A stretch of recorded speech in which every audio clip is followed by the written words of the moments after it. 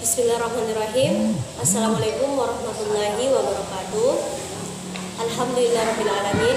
Puji syukur atas kehadirat Allah Subhanahu wa Ta'ala yang telah memberi kesehatan dan kesempatan sehingga kita masih bisa berdiskusi secara virtual pada kesempatan kali ini. Salawat serta salam semoga tetap tercurahkan kepada baginda Rasulullah Muhammad sallallahu alaihi wasallam, karena beliau nabi yang membawa umatnya dari zaman gelap gulita menuju zaman terang benderang, atau kata lain minaz zulumati ilan nur. Baik, kami dari kelompok 11 yang beranggotakan 3 orang, yaitu saya sendiri Mayang Sari yang bernomor NIM 990 512 10 17, yang kedua Zulfikar 90 512 10 18, dan yang ketiga Muhammad Arfian Arifin 90 512 10 23. Baik, judul makalah akidah kami yang berjudul Peran Akidah Terhadap Pengembangan Ekonomi Syariah. Langsung saja, pemateri yang pertama yaitu Zulfikar. Saya silahkan dengan hormat. Bismillah. Assalamualaikum warahmatullahi wabarakatuh. Alhamdulillahi rabbil alamin. Wassalatu wassalamu ala asyrafi anbiya'i wal mursalin, Sayyidina Muhammadin wa ala alihi wa ashabihi ajmain. Pertama-tama, marilah kita panjatkan puja dan puji syukur atas kehadirat Allah Subhanahu wa Ta'ala yang telah memberi nikmat kepada kita sehingga kita masih sempat melakukan pembelajaran pada hari ini. Tidak lupa salawat beserta salam tercurahkan kepada baginda Nabi Muhammad sallallahu alaihi wasallam, keluarganya beserta sahabat-sahabatnya. Semoga kita mendapatkan syafaatnya dan mendapat petunjuk hingga hari kiamat nanti. Perkenalkan, kami dari kelompok 11 akan mempresentasikan materi kami, yaitu peran akidah terhadap pengembangan ekonomi syariah. Perkenalkan, saya Zulfikar sebagai pemateri pertama akan memaparkan materi yang saya bawakan. Akidah adalah suatu ideologi samawi yang membentuk paradigma dasar bahwa alam semesta diciptakan oleh Tuhan yang Maha Esa sebagai sarana hidup bagi seluruh manusia untuk mencapai kesejahteraan material dan spiritual. Menurut Ibnu Taimiyah dalam bukunya Aqidah Al-Wasithiyah menerangkan makna akidah dengan suatu perkara yang harus dibenarkan dalam hati. Dengannya jiwa menjadi tenang sehingga jiwa itu menjadi yakin serta merta tidak dipengaruhi oleh keraguan dan tidak dipengaruhi oleh prasangka. Dalam konsep akidah, setiap aktivitas manusia memiliki akuntabilitas ilahiyah yang menempatkan perangkat syariah sebagai parameter kesesuaian antara aktivitas usaha dengan prinsip syariah. Kemudian, ekonomi syariah. Pengertian ekonomi syariah menurut pendapat Syekh Yusuf Qardawi, ekonomi syariah merupakan ekonomi yang berlandaskan pada ketuhanan. Esensi sistem ekonomi ini bertitik tolak dari Allah, tujuan akhirnya kepada Allah, dan memanfaatkan sarana yang tidak lepas dari syariat Allah. Sementara menurut pendapat lainnya, bahwa ekonomi syariah merupakan suatu cabang ilmu pengetahuan yang membantu manusia dalam mewujudkan kesejahteraannya melalui alokasi dan distribusi berbagai sumber daya langka sesuai dengan tujuan yang ditetapkan berdasarkan syariah.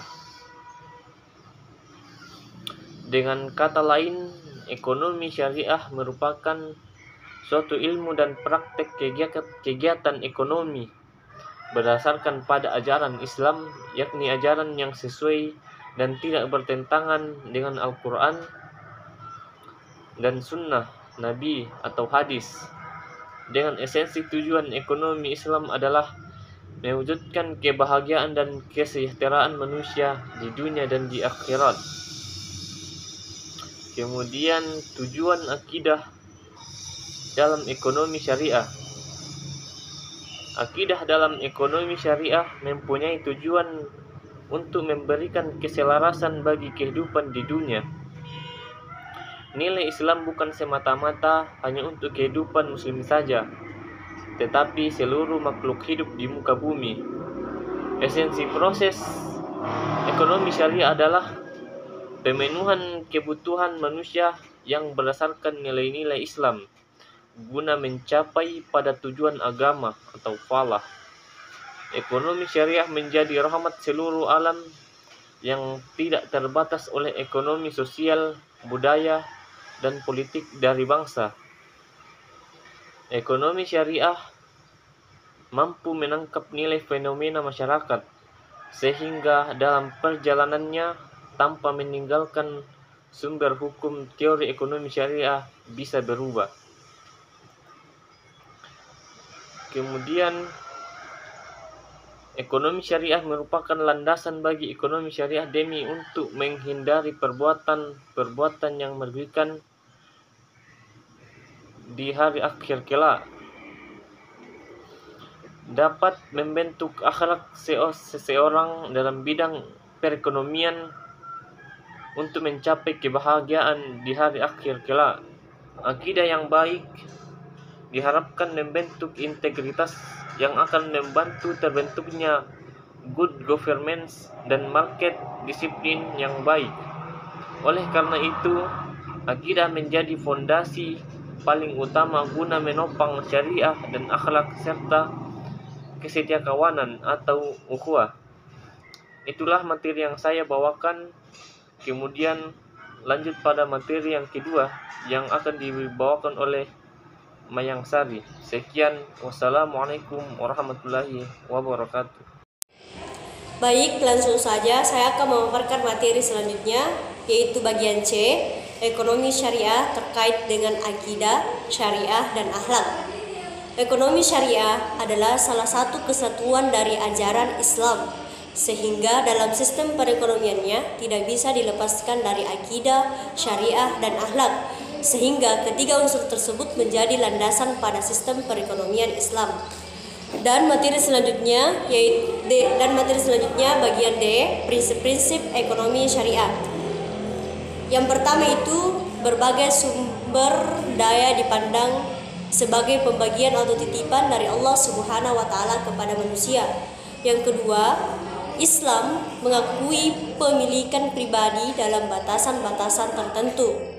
Ketiga, kekuatan penggerak utama ekonomi syariah adalah kerjasama. Keempat, ekonomi syariah menolak terjadinya akumulasi kekayaan yang dikuasai oleh segelintir orang saja. Kelima, ekonomi syariah menjamin pemilikan masyarakat dan penggunaannya direncanakan untuk kepentingan banyak orang.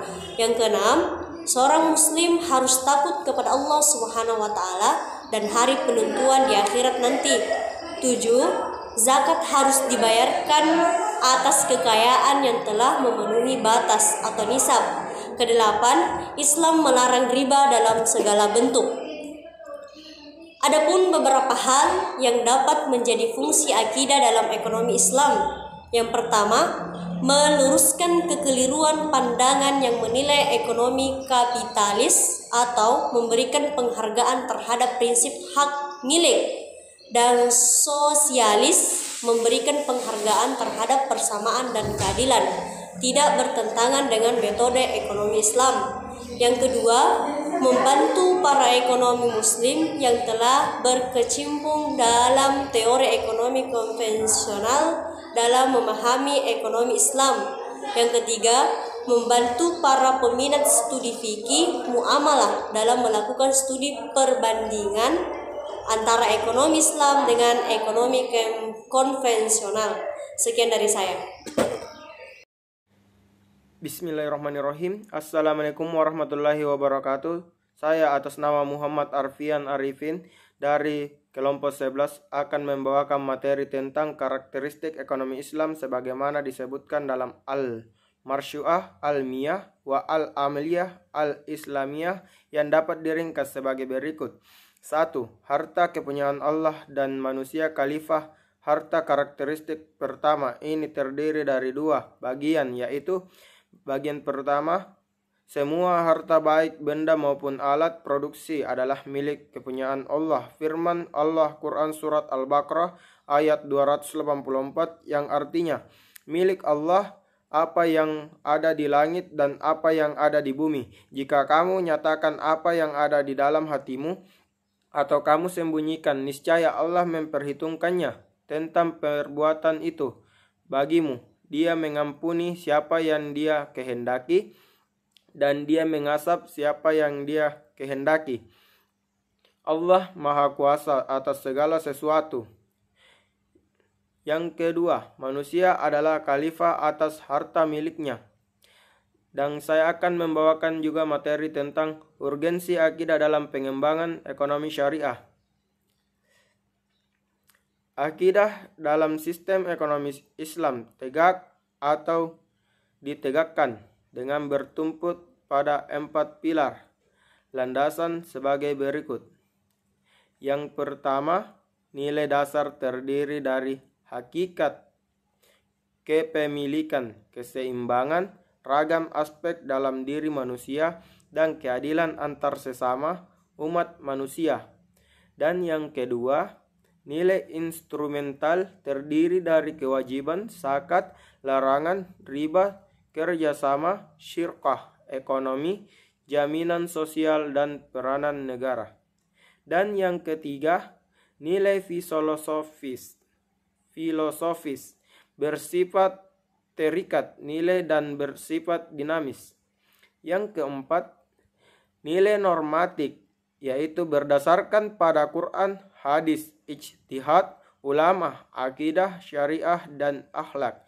Ijtihad dalam pembangunan sistem ekonomi Islam bertujuan untuk menciptakan keadilan sosioekonomi dan distribusi kekayaan dan pendapatan.